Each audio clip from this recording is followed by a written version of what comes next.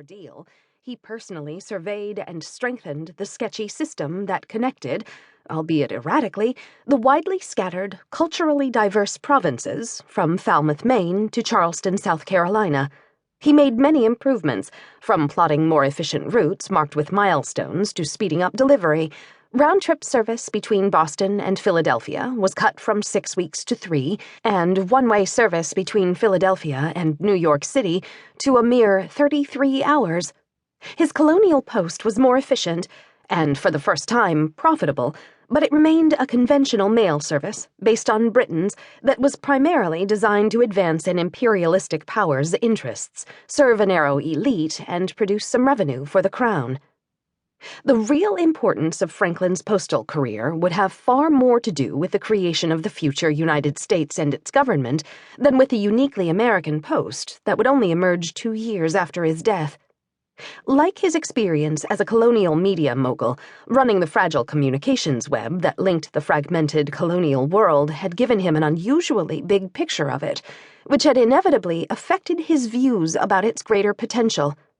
Writing of the closely affiliated Iroquois tribes, Franklin wryly observed that it would be a very strange thing if 6 nations of ignorant savages should be capable of forming a scheme for such an union, and be able to execute it in such a manner as that it has subsisted ages and appears indissoluble, and yet that a like union should be impracticable for 10 or a dozen English colonies, to whom it is more necessary and must be more advantageous, and who cannot be supposed to want an equal understanding of their interests.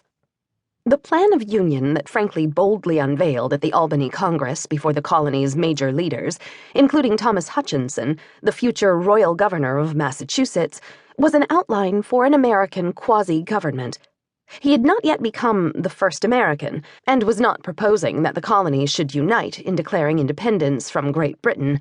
Rather, he asserted that they should join together to deal with important external matters that concerned all of them, including trade as well as defense against the threat from the French and Indians to the west of their seaboard. According to his plan, each colony would elect its own representatives, rather than having them selected by the Crown. These delegates would regularly gather in an assembly, presided over by an executive chosen by Britain to discuss and devise solutions for problems they shared. His wary peers listened, debated, and then, surprisingly, adopted a modified version of his plan for consideration by their colonial assemblies. These jealous provincial bodies recoiled from the idea of such a centralized authority, and the Crown from anything that smacked of colonial independence. Still, the right man had appeared at the right moment to present major politicians of the day with a new political vision. Franklin went on to serve the Crown for 20 more years, and one of his sons would remain a prominent loyalist. Nevertheless, in the winter following the Albany Congress, he spurned a proposal for a colonial union put forward by the Crown's own Board of Trade on the grounds that it enabled Parliament to tax Americans without their consent, a violation of their rights as Englishmen, and without even allowing them to pick their own representatives, as his plan of union had. Madison later cited Franklin's correspondence with Massachusetts colonial governor William Shirley on this subject, observing that the prescient argument made in his letters repelled with the greatest possible force the Crown's authority over America, and did so within the compass of a nutshell. Just a month before the Albany Congress, Franklin's Pennsylvania Gazette had debuted America's first political cartoon. The simple drawing showed a snake that had been cut up into pieces, signifying the colonies, and the caption read, "Join or die." The immediate reference reflected Franklin's concern over the need for the English provinces to unite against the French in the looming colonial wars.